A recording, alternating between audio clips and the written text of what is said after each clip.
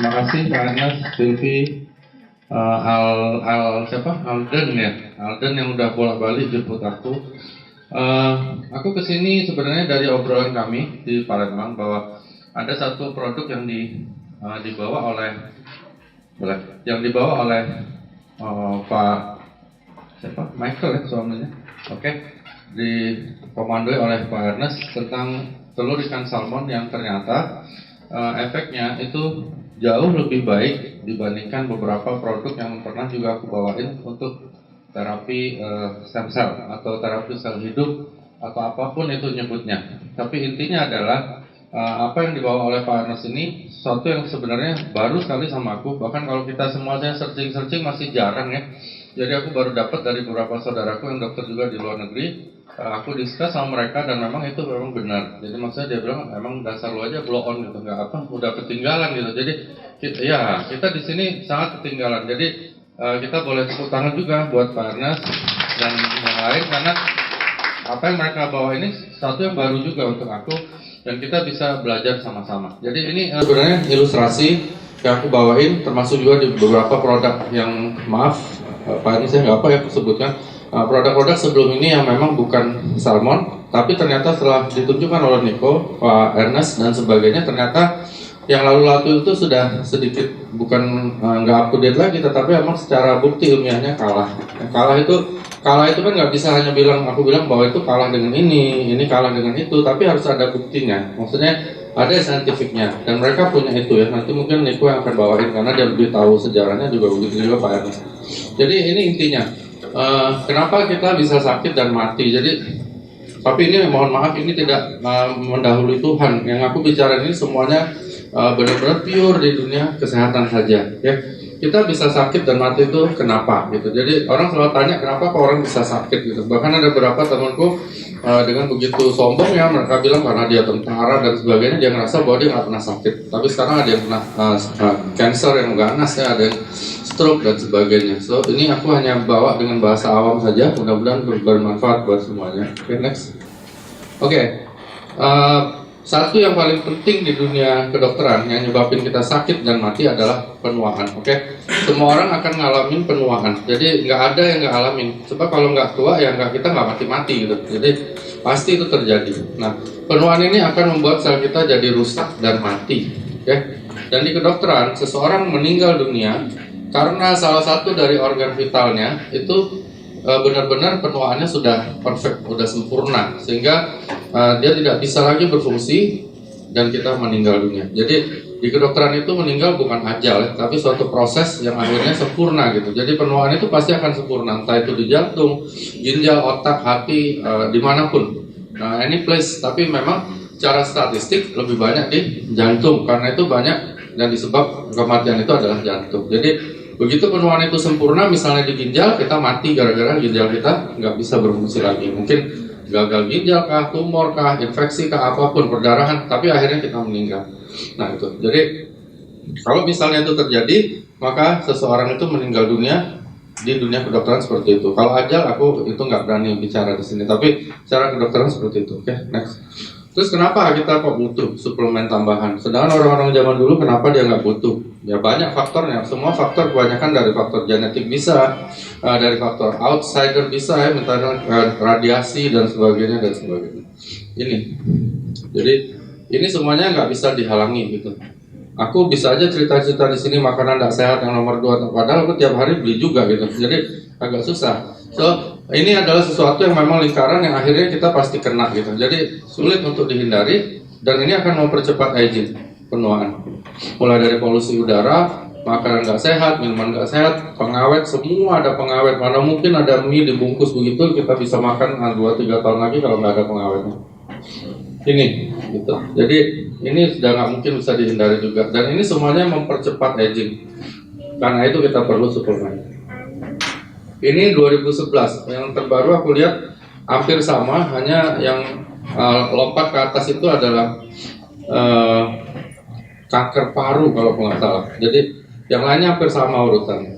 Termasuk kanker payudara ini jadi nomor 6 kalau nggak salah sekarang. Jadi banyak sekali penyebab kematian. Nah inilah yang aku bilang tadi, kalau dia terjadi penuaan cepat sekali di salah satu dari itu, maka orang itu akan meninggal. Ya, jadi di bawah itu tulisan merahnya, walaupun teknologi pengobatan maju, penyakit manusia juga jadi lebih banyak. Kenapa? Ya karena itu tadi ya, karena ada polusi, terus ada faktor genetikal, radiasi nyebabin perubahan genetik. Jadi banyak penyakit-penyakit yang genetikal. Ini kita bicara masuk ke sini. Biasanya kayak gini aku juga ngobrol sama Pak Ernest, akan lebih banyak untuk tanya jawab ya Mbak, supaya lebih enak gitu. Jadi ini aku bawain garis besar aja. Terapi sel hidup ini sebenarnya orang udah tahu, cuman nggak tahu namanya itu terapi sel hidup. Oke, udah dari ribuan tahun yang lalu. Seperti di Tiongkok, semua kaisar-kaisar dia makan plasenta, dari manusia pun, dari binatang pun, itu semua dikumpulkan. Dan akhirnya itu berusaha untuk panjang umur. Jadi mereka tahunya itu kalau makan plasenta umurnya lebih panjang. Dia nggak tahu kenapa kok bisa lebih panjang, tapi dia makan aja gitu, mentah-mentah. Nah jadi itu memang hanya boleh dimakan oleh kaisar-kaisar. Ada di beberapa produk, termasuk produk yang lain aku bawain, ini memang ditonjolkan. Jadi plasenta itu dianggap bahwa itu bisa memperpanjang usia. Ini terapi stem cell. Ini dibawa beberapa perusahaan bahwa ada injeksi plasenta dan sebagainya. Ini ada di beberapa perusahaan lain, mereka juga memakai ini dan ini memang benar. Jadi injeksi plasenta itu yang paling top itu ada di Switzerland. Lalu pemindahan stem cell, penyimpanan tali pusat, injeksi di salon-salon, dan penyimpanan stem cell dewasa. Ini terapi stem cell yang ada, tetapi sekarang sudah sulit dilakukan. Kayak yang paling atas ini terlalu mahal dan harus antri ya, plasenta di Switzerland. Pemindahan stem cell itu sakit benar. Penyimpanan tali pusat sudah mulai ditinggalkan karena bank-bank plasenta sudah mulai tutup. Orang jarang mau simpen karena mahal sekali. Di salon-salon ya namanya, ya mohon maaf ya, seperti ada banci-banci nyuntik itu kita agak ngeri juga gitu, karena mereka bukan orang medis. Dan penyimpanan stem cell dewasa juga mulai ditinggalkan karena terlalu mahal. Okay.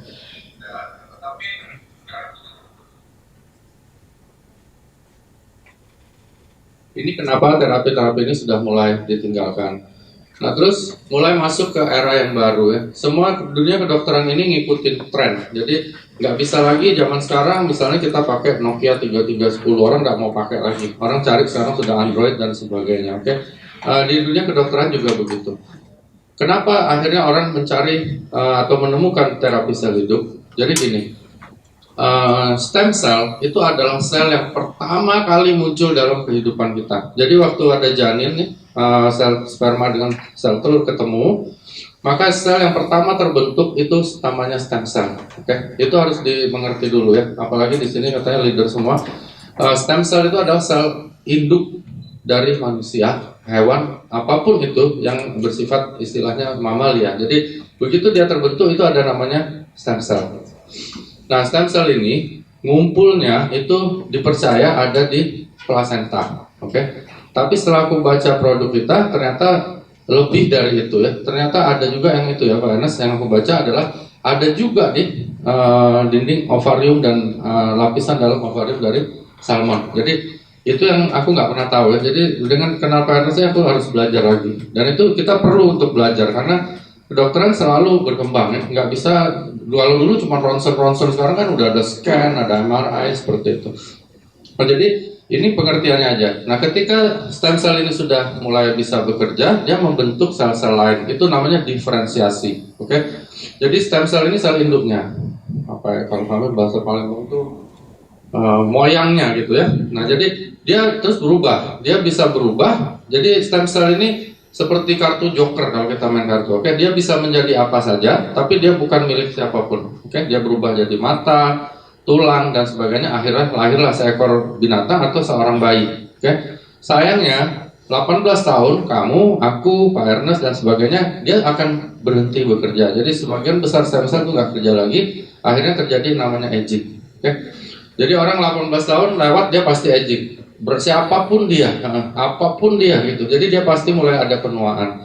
Nah ini ibarat kata ada satu ibu, dia ngelepasin anak-anaknya ke lapangan. Ada yang jadi mungkin dokter kayak aku, ada yang jadi sarjana dan sebagainya. Nah itulah sel-selnya, ada sel jantung, sel ginjal, sel otak, sel hati dan sebagainya. Nah salah satu dari anaknya itu umurnya agak pendek. Itu ilustrasinya. Oke? Jadi umurnya yang paling pendek itu siapa? sangat berbeda-beda. Tiap orang beda ya. Ada yang pendeknya itu sel hatinya, ada yang sel jantungnya. Jadi kalau lebih pendek sel hatinya, dia mati suatu saat karena penyakit hati. Kira-kira begitu.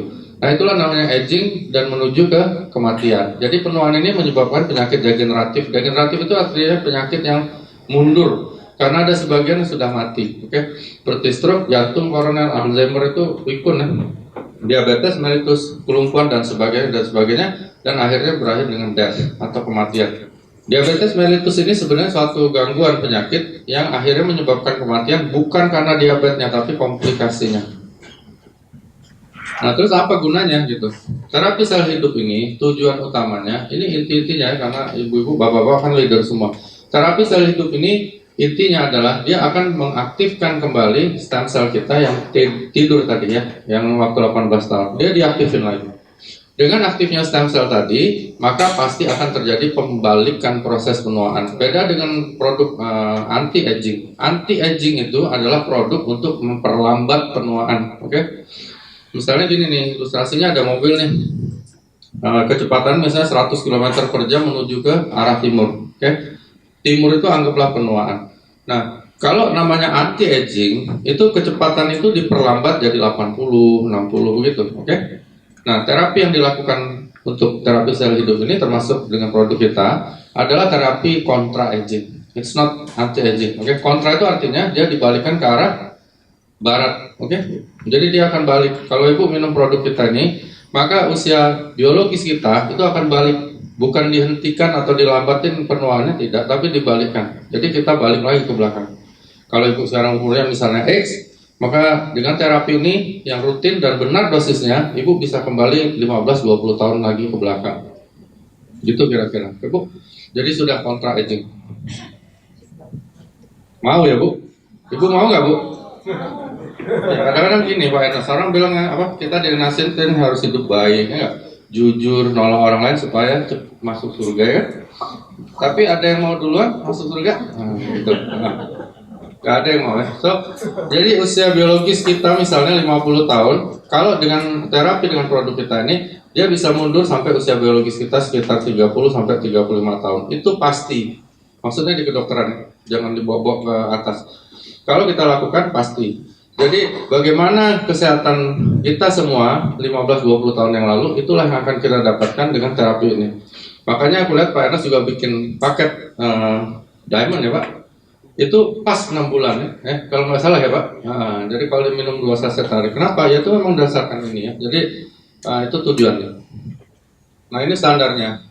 Aku bikin ini nggak disuruh Pak Ernest, jadi ini sudah lama, ini emang benar. Dan yang dilakukan Pak Ernest dengan produknya, dengan paketnya yang Diamond itu emang benar, bahwa memang harus 6 bulan gitu. Jadi cuman produknya beliau yang dibawa oleh Pak Ernest dan suaminya Sylvie, itu ternyata nilai dari kemampuan mengaktifkan stem cell-nya itu jauh lebih tinggi dibandingkan plasenta rusa, bahkan plasenta manusia. Itu yang aku sangat terkejut ya, karena beberapa acara aku selalu bawain tentang plasenta rusa dan manusia. Jadi hanya compare antara dua itu aja. Tapi ternyata ada yang lain ya, ada yang lain dan benar gitu. Maksudnya ada balai POM-nya, ada patennya ya Niko ya. Jadi paten dengan BPOM beda.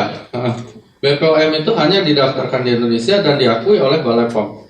Paten itu nggak bisa dikeluarkan oleh siapapun, hanya oleh institusi tertentu yang memang kompeten untuk mengeluarkan itu. Itu pengertianku kalau nggak salah loh Pak Ernest. Bukan Pak Ernest bilang ya, tapi itu pengertian kami di kedokteran. So, kalau ada sesuatu produk dipatenkan, misalnya nih, Promah kita patenkan bahwa dia memang bisa mengurangi asam lambung, itu harus ada institusi yang mematenkan, bukan balai POM. Jadi apa yang didapatkan oleh Pak Ernest bersama produknya ini adalah sesuatu di atas ya, beyond dari BPOM ya. BPOM aja sudah ada. Ada beberapa produk nggak ada BPOM-nya.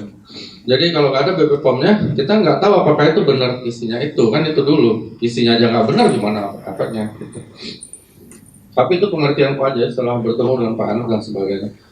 Terus pilihan kita pengen muda dan panjang umur. Mau Bu? Oh iya. Jadi kalau nggak pengen muda, nggak pengen panjang umur, nggak usah minum. Gitu. Jadi nggak usah minum, maksudnya ditawarin Pak Ernest, nggak mau lah, gue pengen cepet tua, gue pengen cepet mati, ya itu pilihan. Itu kan pilihan. Jadi kalau aku pilih, aku pengen begitu gitu. Jadi kalau ibu mau, ya ibu minum. Kalau enggak, ya nggak apa-apa gitu. Maksudnya itu semua pilihan. Tapi ini benar ya. Jadi kedokteran terapi style hidup itu memang benar, Bu. Jadi bukan dikarang-karang atau aku ngomong gini, enggak. Ibu buka Google, YouTube, semua akan menyatakan seperti itu. Hanya ini pengertian yang standar untuk leader, untuk teman-teman yang member, supaya mereka bahasa awamnya ngerti gitu. Sebab kalau udah terlalu kedokteran orang nanti pusing. Nah, terapi yang kita lakukan melalui produk kita itu adalah dengan oral. Oral itu maksudnya iya, tapi nggak diminum, kata Pak Enak, bagusan di bawah lidah. Itu benar juga, karena di bawah lidah itu dia langsung masuk lewat pembuluh darah, jadi tidak kena asam lambung sama sekali. Itu tujuannya. Oke, terus ini gimana caranya? Nah, ini buat member-member nanti lah, kalau yang mau gabung.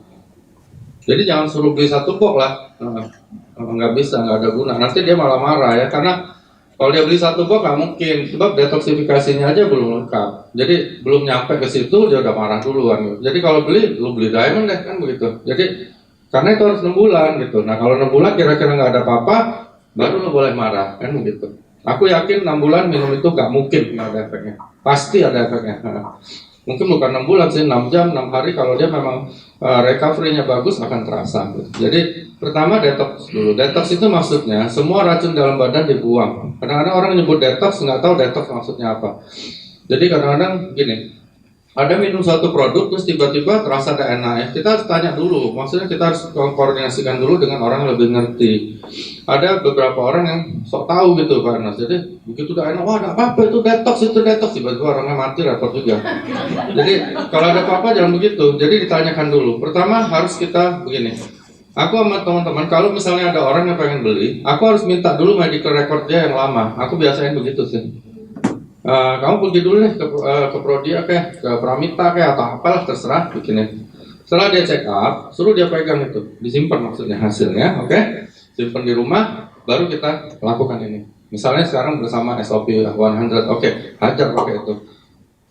Periksa aja gitu. Kalau aku 100% yakin, periksa aja. Tunggu kira-kira 1 bulan, 2 bulan, bahkan 1 minggu, 2 minggu. Kalau dia nggak ada penyakit yang berat ya, Pak Ernest ya, jangan yang udah terpapar udah apa.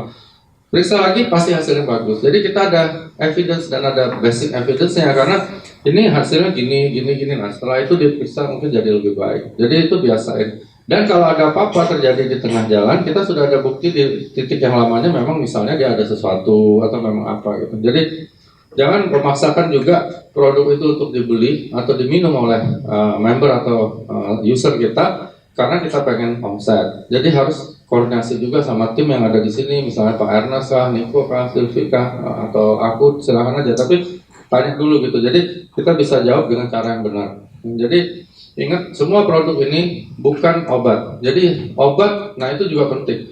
Apa bedanya obat dengan suplemen dan apa bedanya lagi dengan health food? Itu sangat beda ya. Gitu. Jadi yang disebut obat itu adalah racun. Jadi farmakologi itu adalah ilmu tentang racun, bukan tentang obat. Oke?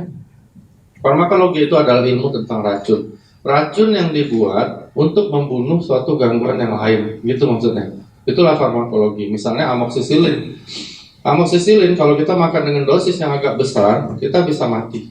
Itu namanya lethal dose, ya. Tetapi amoksisilin ini ada gunanya. Dia membunuh semua kuman-kuman yang tergolong dengan sesuatu yang mati oleh golongan amoksisilin. Itu namanya obat. Parastamol racun juga. Nah, apapun yang namanya obat yang ada di apotek itu semuanya racun termasuk vitamin. Jadi vitamin A, B, C, D itu juga racun, tapi dia ada gunanya gitu loh.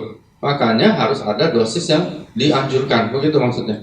Dengan kita minum dosis dianjurkan, maka yang kita minum itu tidak menjadi racun lagi dalam badan, tetapi ada fungsinya. Itu bedanya obat dengan suplemen. Kalau suplemen itu bukan racun, itu adalah biasanya herbal dan sebagainya yang digunakan untuk melengkapi, melengkapi badan kita.